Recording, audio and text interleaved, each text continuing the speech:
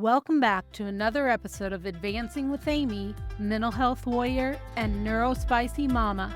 I'm your host, Amy, and today we have an extraordinary guest, Fatima Bey, who will be sharing her remarkable insights on overcoming fear, recognizing self-worth, and shifting mindsets for success. As a personal coach, speaker, and MindShifter, Fatima draws from her own journey and extensive experience to help both teens and adults find balance and purpose in their lives.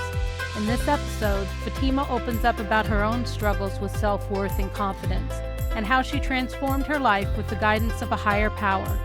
She explains her unique approach to mind shifting, tailored to individual needs, and the importance of addressing mental health issues honestly and openly. Fatima also shares a powerful story about a young girl named Jannah, whose life was transformed through her coaching.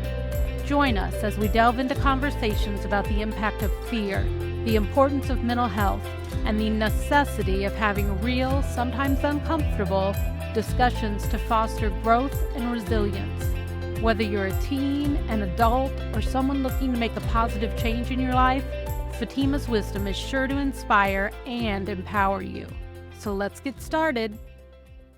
We're here with Fatima Bey today, who is a mind shifter. Fatima, welcome. Well, thank you for having me. Yeah, we're glad to have you here. So tell me a little bit about what a mind shifter is. Well, I shift people's thinking for their own success. So I came up with that name. My sister helped me come up with that name actually, because it is something I decided to put a title to something I've done my entire life. So I help people to shift the way they think, because our thinking is where all the answers lie and also where they die. It's how we think that determines where we go, where we don't go, what we do, what we don't do. Our thought patterns are everything. And so I came to an understanding that a long time ago that it really doesn't matter what tools you give. There's plenty of people out there that give you lots of advice and tools, and they're excellent. But a hammer does no good in the hand of a baby. It can only do damage because the baby doesn't know what to do with it. So I'm not saying that people are babies. I'm just using that as an analogy, but what I'm saying is that we have to shift our thinking if we want success. So I like to start with your foundation. I'm a foundation person. So your foundation of how you think, that's my focus. The tips and tools, once you have shifted your thinking, I'll give you those too, but I'm not giving them to you until we shift your thinking, because I'm not wasting my time. Right. So, and everybody, most of us need mind shifts. We don't all need the same kind because we're not all on the same level at the same time, but we all need some sort of mind shifting. So that's why I do personal coaching. Now I do speaking engagements. I do presentations. I love doing workshops and presentation to high schools. It's like my favorite out of everything I do. And it's hard to shift the thinking of high school students, believe it or not, because they have big walls up for many reasons. Some of them I don't blame them for actually in today's society, but I'm able to typically anyway get past those walls and shift their thinking. And they've told me so. So that's a beautiful thing. But so when I do my one-on-one coaching, one of the reasons I got into one-on-one coaching isn't just because, okay, you can make money with one-on-one coaching.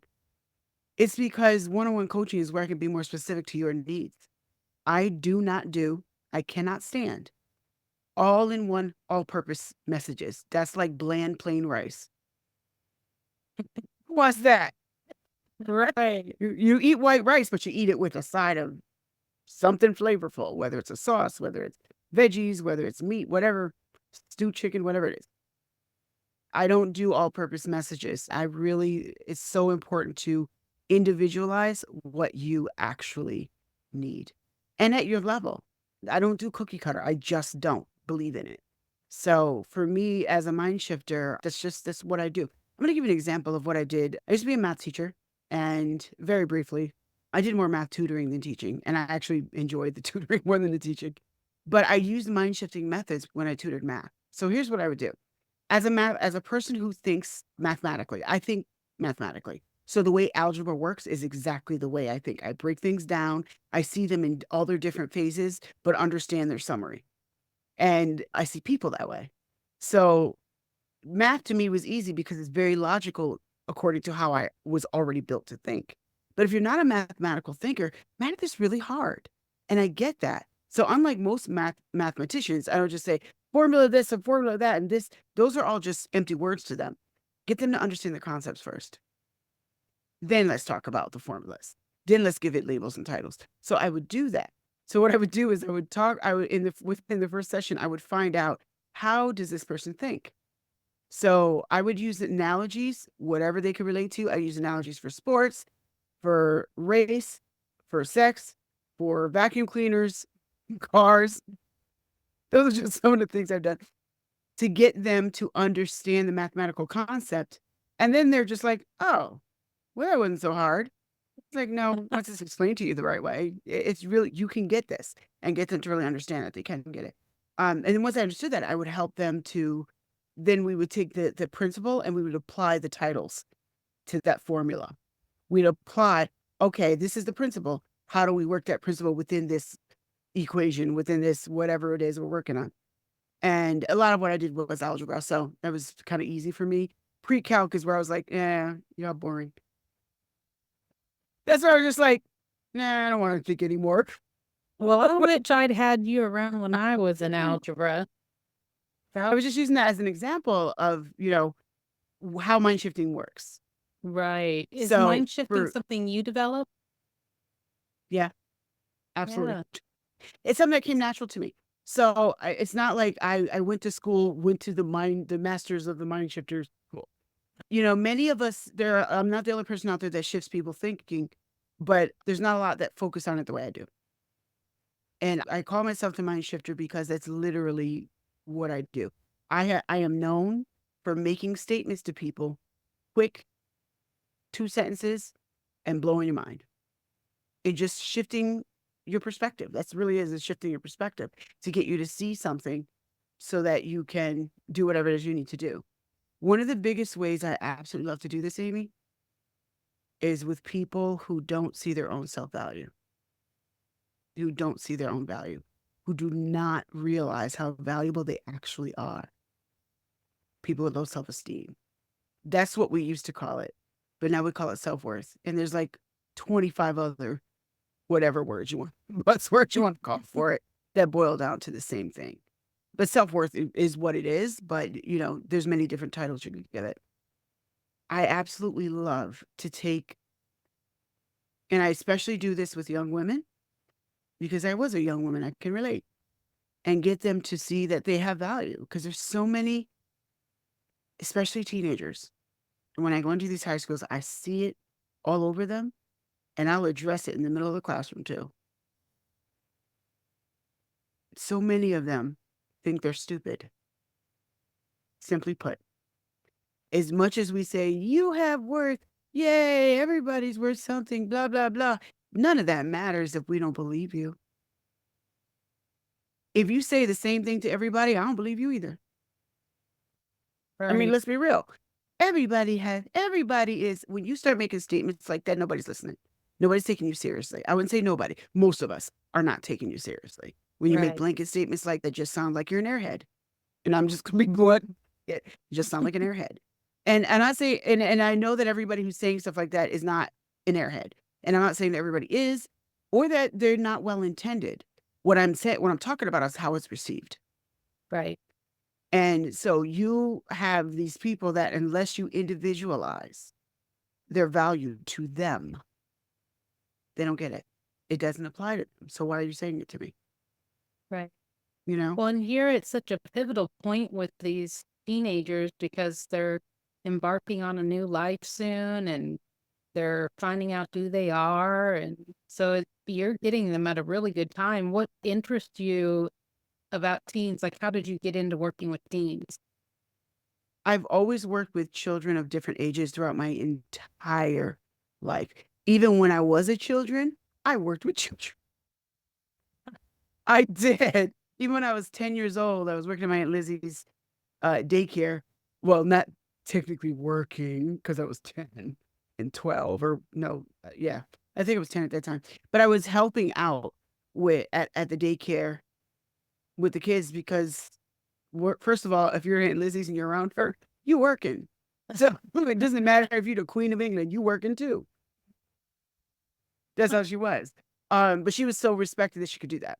But even then, I used to help the little kids, like the 2-year-olds, learn how to learn their ABCs. The 2 to 5-year-olds learn their ABCs, learn how to count to 10 in English and Spanish. We did have 2-year-olds at the daycare that could count to 10 in English and Spanish. For real. Wow. Most of the kids that came out of her daycare were over prepared for kindergarten by the time I got there because we Great. taught them from babies. And I realized that. And then I used to teach Sunday school at my old church. And that's something I still value highly to this day. It was a wonderful experience. And I taught different age groups when I was there, but not teens. And then fast forward to many years later, I ended up being a dorm supervisor at a Job Corps. And Job Corps students are between the ages of 16 to 24. So I had a dorm full of about 75 females at first. And then I switched over to 100 males, teenage boys, being the head chick in charge. And there was only one female on my staff. Everything else was testosterone. Oh, But you got to be tough to handle that. But I can tell you, teenage boys are far more respectful than girls. They really are. that is true. Well, as females are just more emotional. But I mean, that's what it boils down to, really. But with the working with the teenagers there, it really opened up my eyes of what I was capable of in dealing with them, because I always had a natural talent, for dealing with them. But they really kind of helped me to understand more. I would say they really helped me to understand how to work with them more. There's so much I learned Right. from working with them. Well, There's you're a lot of honest. You're obviously a very honest and open person, and I think the teens respect that. That is the number one reason why I can reach them. I don't think I can reach them because I have special powers or because I'm better than anyone else. I'm just honest and real with them, and I don't treat them like they're 5 years old. Right. I don't talk at them. I talk with them. I get their input. I look for what they think. I ask their opinions all the time, and I mean it. And I'm just really raw. I'm really raw. And I know not everybody can handle that, because some people can only handle cotton candy because that's all they've ever dealt with. But you can't, if you want to deal with real issues, you got to be real and honest about them. And that's not always pretty and not always comfortable. I'm just willing to have the uncomfortable conversations. And I have a podcast as well. And so part of that is my podcast is for teens and the adults who work with them.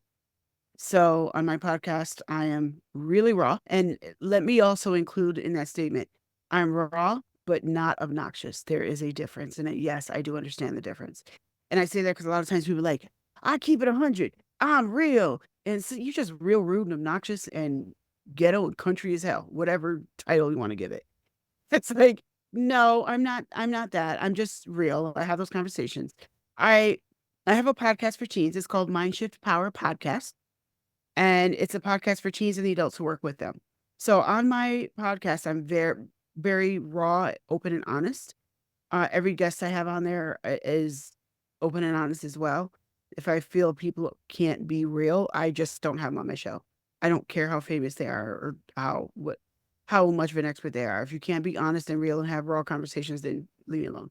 So, not necessarily leave me alone, but just I'm not interested, because my podcast is there to help people. So we talk about issues that are relevant to the teen years or to the adults who work with teens. So, and that is everything from careers to child molestation and rape. You couldn't have a more varied topic than that, but I'm unafraid to talk about the things that we need to deal with, because something else I've learned in life, and I'm talking to you, audience, right now, everything you are trying to avoid is the very thing you need to be talking about, so you can deal with it and get over it instead of staying under it. Wow, good advice. Tell me, for your podcast, do you ever talk about mental health and that kind of thing? Oh, absolutely. I talk about it from different perspectives intentionally. So I will talk about domestic violence and human trafficking is something that has come up, is coming up, and I will continue to talk about because those are things that are near and dear to my heart. I'm very passionate about, but I will not talk. I have the same conversation with every guest. I'll have many guests on, and the conversations will be very different with different focuses. So when it comes to mental health, I think mental health is a big deal. And mental health, I want to make sure I clarify this to the audience. When I say mental health, I literally mean your mental well being. Because mental health doesn't just mean crazy folks, because that's what some people Right. think.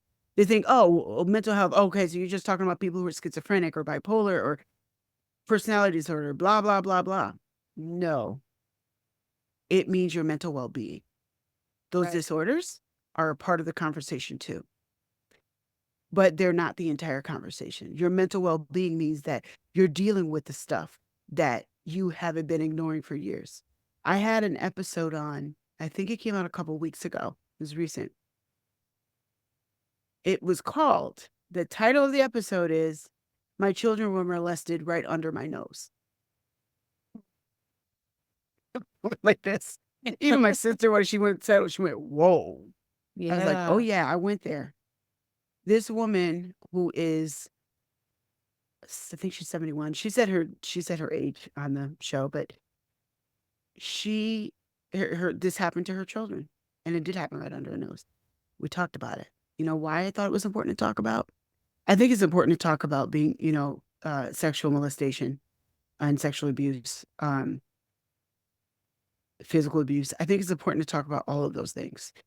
But sexual abuse is a different category. It's not, it just, it has more elements to it than physical and mental. It's, it encompasses more. It's a bit, it has some nuanced needs. And I understand that. It's important to talk about the things that make us uncomfortable. And that's a topic that nobody wants to talk about because we do talk about people that were sexually abused. And I'm glad that we do. And I don't think we should stop. No. However, the conversations I don't hear happening, what about the parents of the molested children? They go through a lot too. Oh, yeah. And some parents freaking deserve it because it was their fault. I'm going to be real and honest. But some don't. And some just were genuinely ignorant. And nobody can beat them up more than they do. And I don't know that people understand that. And I think it's important that they talk to each other and maybe hear someone else like them. They're not going to go to a group session, but they might listen to my podcast. So I can help them in that way. Well, I think So that's great because not only are they healing themselves, but hopefully other parents are listening and hearing signs maybe they could look for or things that they could watch for. yeah, I think that's so important. We talked about that. But when it comes to mental health, I think it's an extremely important subject. That's why I wanted to come on here. I don't guest with everyone, I'll be honest with you. And I don't have everybody guest on my show either. I'm very particular. One thing I like about your show, and I said this to you in a chat, but you're willing with your show, you talk about the stuff that other people try to skirt around. And I love that about you. I respect it because Thank you. we need to have these conversations. I think it's so important. There needs to be more podcasts like yours and less of the fluffy crap. Sorry, fluffy crap people. But there needs to be more. I mean, the fluffy crap has a place too. Because if you're Right. dealing with heavy stuff all day, you need to listen to fluffy crap to kind of balance yourself out. And I understand that. But we need more people like you that are willing to go there and talk about the stuff that most people aren't. Now, most people wouldn't dare have an episode like I did and title it just that. But, you know, the conversation was gentle and just real and raw, you know? Right. And I came up with that episode after having a conversation with her because we actually talked about it at length. And I was like, would you be willing to do an episode about it? And she's like, yeah. And even the woman is 70 something years old. This happened 30 years ago. She still got choked up during the episode. I would too. Yeah. Yes, because it's still there. My point is with mental health, the issues you're not dealing with, and I'm not talking to Amy, I'm talking to you. The issue you are not dealing with is already dealing with you. You already having messed up relationships. You are already instilling crap into your kids that was instilled into you, and you know it's crap. You are already messing up at work because of the patterns that you have. And those patterns developed because of the crap you're not dealing with. Oh, you gave me So chills. it's just the truth. Our mental health is not just about, I want people to stop thinking of mental health as crazy folks with disorders. No, mental health, just like physical health, it means health, Right. means all aspects of it. That's So why I'm I'm fine. I just, ain't got no problems. Yeah, that happened to, I got molested when I was 10 and I never talked about it, but I'm fine. No, you're not. Unless you're dealing with it, it's already dealing with you. I promise you. yeah, you're right on. 100%. Yeah, I respect that. And I've listened to your podcast and I was blown away by the change in one of the young ladies that I heard about. Yes, Yeah, you want to talk about that a little bit? sure. If you guys are listening, MindShift Power Podcast, episode number 2 is what I'm specifically talking about. There's a young girl. Her name is Jannah. And because we say her name in the episode, a local young girl. And when she first met me at a community center, I was volunteering, doing some mind shifting. I was actually doing a girls group just for girls, stressed out girls to come in and talk. Well, that's how I met her. And it just kind of blossomed from there. But when I first met her, she had no self-value. She did not know that she was smart. She's beautiful. She's very intelligent. She's actually more mature than a lot of people my age. I'm not joking. Like you can hear it. She's also episode 5, getting out of a toxic relationship at 17. Coming from a Yeah. 17-year-old, it was a pretty powerful episode. But you can hear her maturity in episode 5 as well. So this girl had no clue who she was, what she was going to do with her life. She wasn't even thinking about college. She wasn't even sure she was going to finish high school. Like she was in a really bad toxic relationship with a guy who he wasn't physically abusive, but he was mentally, verbally abusive. And I basically coached her into, I mind shifted her into seeing herself. I gave her some specific methods, but I was able to customize them to her. And one thing I didn't do was, girl, you need to get rid of that Negro. I didn't tell her, get rid of your boyfriend right away. But it happened. Yeah. It happened, but not because I forced it down her throat. I No, when got you her. love yourself, it's hard to put up with crap. It is, but if you don't love yourself because you don't realize you're worth loving and that you're not dumb and that you're smart, if you don't understand all of that, you put up with more than you should. Yeah. And for her, I was able to get her to see herself. So fast forward to the future, by the time we recorded the episode, she now was not only going to finish high school, but she knew exactly what she wanted to do with her life and what she was put on this earth to do.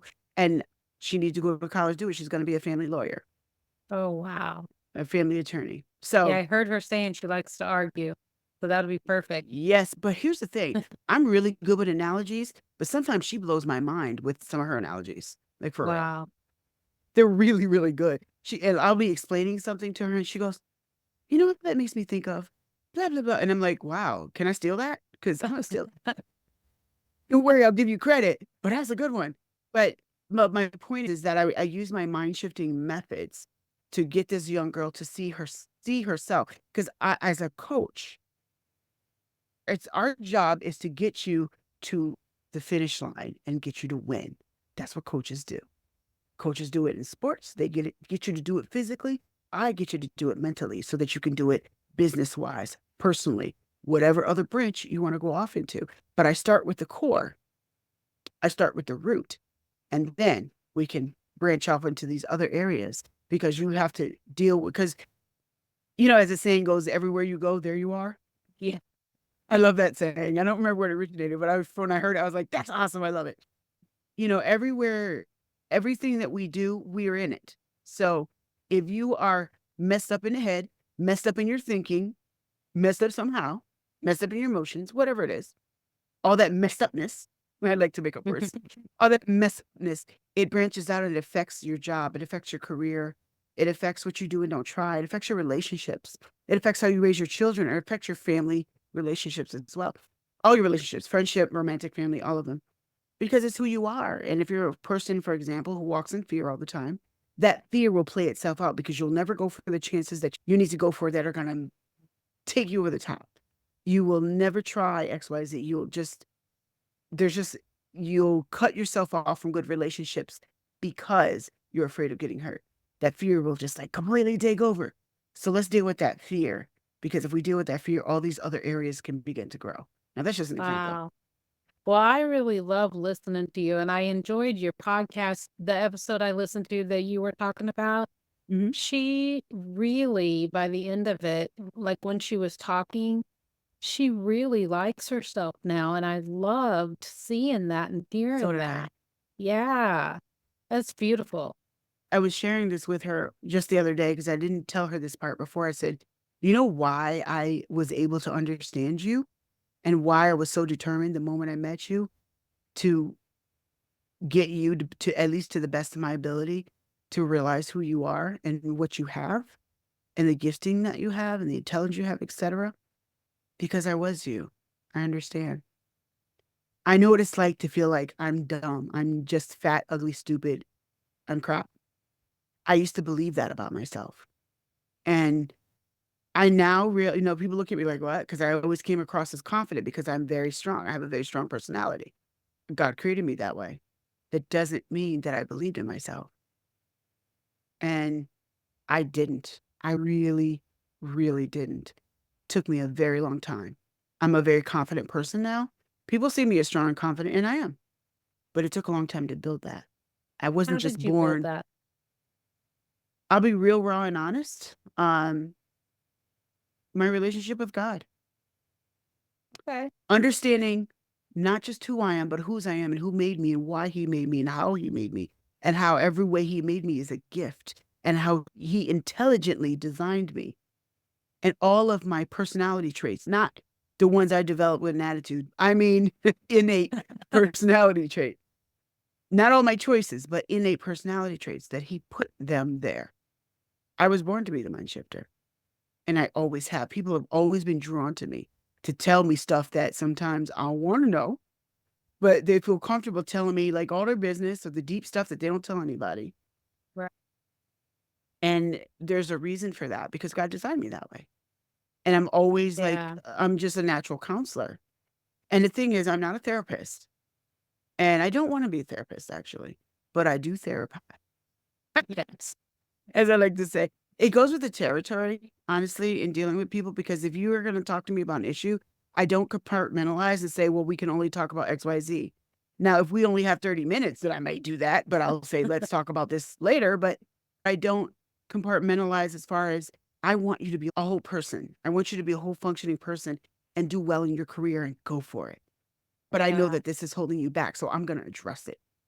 So if you're not willing to address stuff, don't come to me because we ain't going to work. We're not going to Very work. powerful. I love your energy, and it really is your confidence shines through, which makes you very attractive and you want to talk to you. I can see how people want to do that. I hope so because I see it as a tool that I can use to draw you in and help you. Yeah. Because at the end of the day, nothing invigorates me more than really just helping people. But it's not just helping you, giving you food or giving you some kind of training.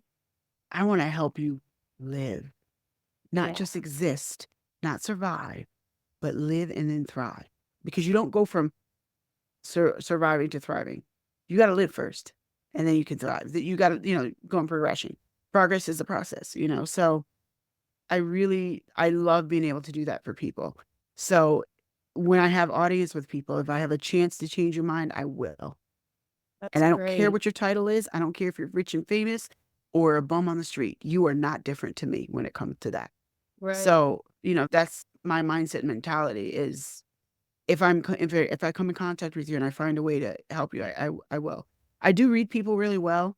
And sometimes it's not always appropriate to address what I see. And so sometimes I do have to kind of turn it off. Well, you can't turn it off, but I just turn the volume down. And where sometimes I might pull a person aside and say, look, I know this might seem strange and weird, and you don't know me, but XYZ, blah, blah, blah. And I just get a gut feeling of whether or not I can approach that person with whatever it is. And sometimes I'll take the chance. And if I think I can, I will take the chance because you Yeah. never know. Because sometimes people can look like, I'm tough. What you talking about? But you don't know what's going on inside them. And if you touch them in the right spot, they'll open right up and be like, well, actually, I've been going through this, da da da da. And I'm not everybody's counselor, but if I can help, I will. Yeah. I care You about gotta people and I care give. about people's well-being. So I try to do whatever I can from where I am. And that's something audience, all of you can do. You could do something from where you are. You might not have the gifts that I have. You probably have some gifts I don't have. But wherever you are in life, you can help the people around you. The worst society in the world, in human existence, is one where everybody only cares about themselves. Amen. So So, tell. Oh, sorry. no, go ahead. Go- Go ahead. So tell me, where can people find you if they're interested in coaching with you? And do you only coach teens? No. So teens is a focus for my podcast and going to high schools. I do work with adults. Here's a segue. Here's a sidebar I meant to add earlier, so I'm glad you asked that because I forgot to say this. Yes, my podcast is for teens, and I work with teens a lot. I also work with the grown teens. Oh, we call them adults because a lot of us are still teens on the inside. So a lot of what I talk about with teens and explain to teens still applies to us. I'll phrase it. The only difference most of the time is the way I'll phrase it when I'm talking to teens and the examples that I use. If I'm talking to a room full of women that are 50 plus, my examples will be different than if I'm talking to a teenager. The principles will be exactly the same. That's And my interesting. wording will be different. That's interesting. You said that the stories still apply because when I listened to your podcast, at first I was like, well, this is for teens. I don't know if I'm going to really get into this. And then I was like, this is really good. And this totally applies to me too. I could do that. Like you were talking about spreading the lotion on and saying, I'm beautiful and I'm worthy and those kind of things. And I thought, I could be teaching my daughter that. I could be doing that. So I appreciate the work that you're doing. That is one of my mind shifting methods, actually. That's just one. Yeah. And here's the thing. And if y'all don't know what we're talking about, go listen to episode 2 and you will. So that method with the lotion, I use that on her and I've used it on others, but I don't use the same method with every person. I use the same principle with everybody. Right. But the methods I will change from person to person depending on what's going to work for them. How did you So come up with your methods? I just came up with them. That's just incredible. So it's the same principles that you learn when you're going through life coaching training, or even when you get your degree for therapy. Some of the stuff that they teach you is stuff that I'm already doing. I just understand that application matters. Yes. So I apply them in different ways with different people. So what I might say to you as an individual would be different than what I'll say to a whole crowd. Because with a whole crowd, I'm dealing with multiple kinds of people. But for you individually, I might bring out something that has to do with dogs because you like dogs or whatever it is. But I think it's important to apply things correctly. So with that being said, back to your question. I do coach adults a lot as well. My podcast is for teens because those are the people I'm trying to reach with that particular platform because I saw a problem that I could solve.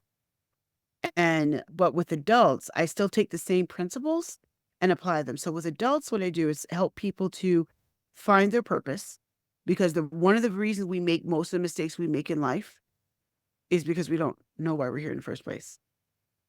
We don't understand our gifts and this is not just true for Americans. It doesn't matter what society you grow up in. We all have cultural norms and things that we're taught. And sometimes we're taught that you can only be this, or we're all taught to fit in some kind of box, usually.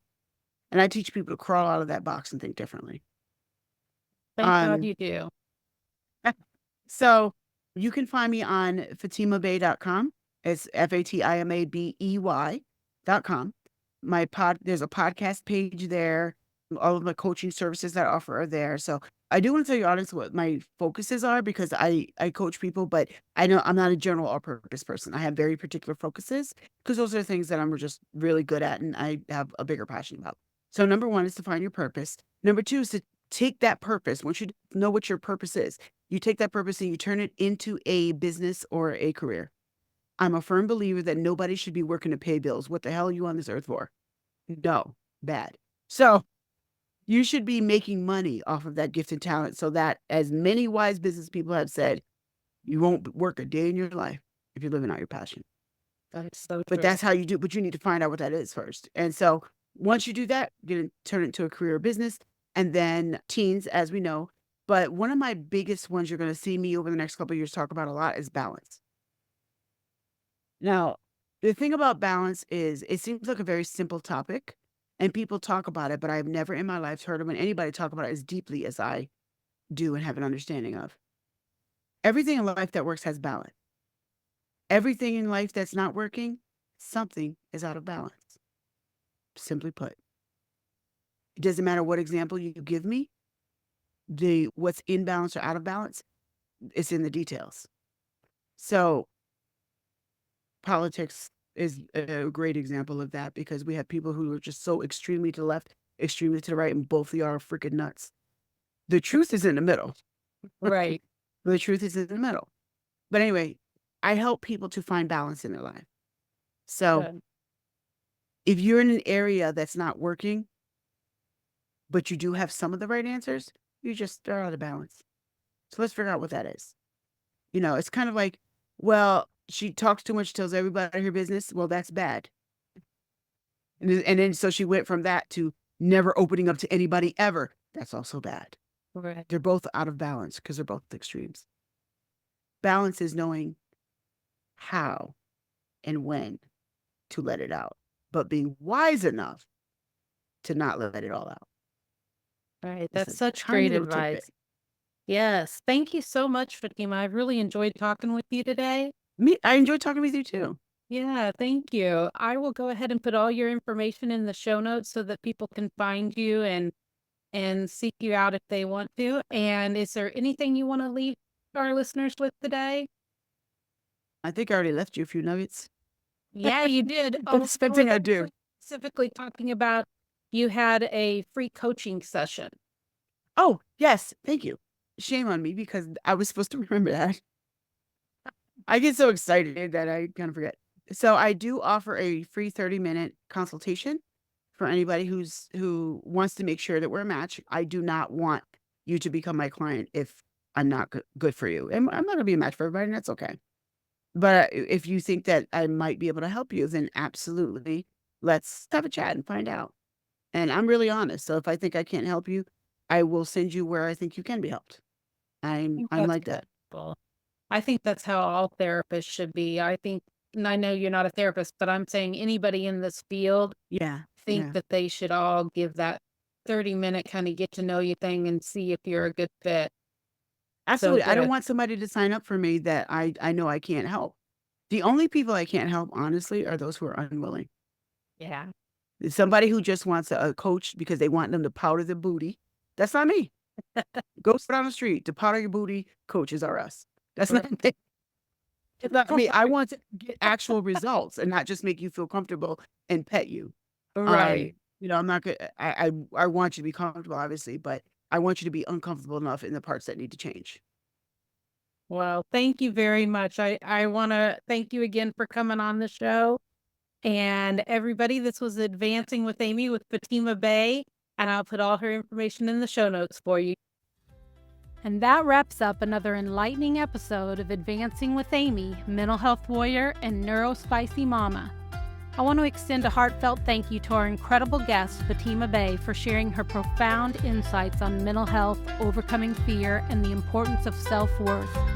Fatima, your passion for helping individuals, whether teens or adults, is truly inspiring.